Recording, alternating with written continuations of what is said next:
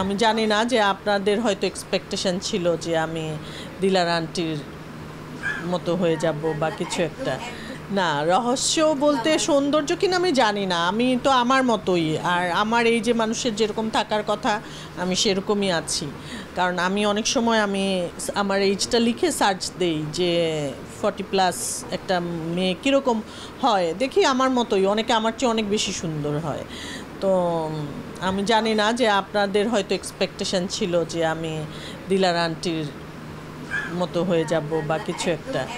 আবার আমাকে তো অনেকে বলে এত বুড়া হয়ে গেছো, এত বিশ্রী হয়ে গেছো। আমি খুব সিম্পল থাকতে পছন্দ করি, কারণ হচ্ছে নিজেকে নিয়ে অনেক এফর্ট দেওয়াটা আমার ইয়েতে নাই। আমি লেজিও বলা যায় এইসব ক্ষেত্রে, নিজের পরিচর্যা। অ্যাঞ্জেলিক ফ্রেশ এয়ার ফ্রেশনার, মুহূর্তেই মন মাতানো মনোরম সুবাস, জাগিয়ে তোলে এক স্নিগ্ধ অনুভূতি। অ্যাঞ্জেলিক সাজগোজ এই ক্ষেত্রে আমি একটু লেজি। আমি একটু বেশি সিম্পল থাকতে পছন্দ করি, বা খুব গর্জিয়াস কাপড় চোপড় পরে সারাক্ষণ ফিটফাট টিপটপ করে ঘুরে বেড়ানো, এটা আমার জন্য একটু কষ্টকর আর কি। খুব ব্যস্ত সময় পার করছি কাজ নিয়ে, বিষয়টা এরকম না।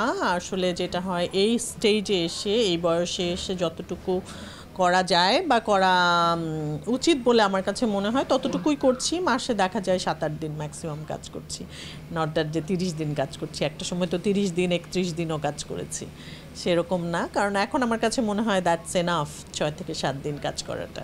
টোটাল 11টা সিনেমা শেষ করেছি। তার মধ্যে লাস্ট যে সিনেমাটা করেছি সেটার নাম ঋতুকামিনী, জাহিদ হোসেনের লেখা এবং ডিরেকশানে। সেটা এবছর লাস্টের দিকে হয়তো বা রিলিজ হতে পারে, বা নেক্সট ইয়ার। খুব রিসেন্টলি লন্ডনে একটা ফেস্টিভ্যালে ওটা পুরস্কারও পেল। আশা করছি বাংলাদেশে যখন রিলিজ হবে আমাদের বাংলাদেশে দর্শক দেখতে পারবে, এবং সেটার জন্য ওয়েট করছি। সিনেমার কোয়ালিটি সব কিছু একটু খারাপের দিকে যাচ্ছিল বলে মানুষ হল থেকে একটু দূরে গেছিল, কিন্তু সেটাও তো প্রায় 15-16 বছর হয়ে গেল। মনপুরা সিনেমা রিলিজ হয়েছে, আমি বলবো মনপুরা থেকে দর্শক আবার সিনেমা হলের দিকে যাচ্ছে, এবং আমরা আমাদের সিনেমার কোয়ালিটি বাড়ানোর চেষ্টা করছি, দর্শকদেরকে ফিরিয়ে আনার চেষ্টা আমরা করেই যাচ্ছি। এবং ভালো সিনেমা হলে দর্শক সিনেমা হলে যাচ্ছে, এটার প্রমাণ হচ্ছে আমরা উৎসব দেখলাম, তাণ্ডব দেখলাম, নীলচক্র দেখলাম। এই সিনেমাগুলো বা আরও অনেক সিনেমাই আছে এর মাঝখানে। তো এগুলো ভালো সিনেমা হলে তো মানুষ যায় দেখে। আল্লাহ, সেটা আমি কিভাবে বলবো। এটা দীপা খন্দকার তো মানে ওইটাই বললাম যে দর্শক, আমি তো দর্শক না। আমি দর্শক যখন আমি হইও, তখন আমি একজন আর্টিস্ট হয়ে আমি দর্শক হই। আমি কিন্তু দেখা যায় যে মেকিং সাইডে তখন অনেক কিছু আমি বুঝে যাই যে এটা একটা হরর মুভি দেখতে গেলে আমার ভয় লাগে না, কারণ হচ্ছে আমি মিডিয়া সেক্টরের মানুষ, তো দর্শক আমি হতে পারি না। যে কারণে মানে দর্শকই আসলে ভালো বলতে পারবে।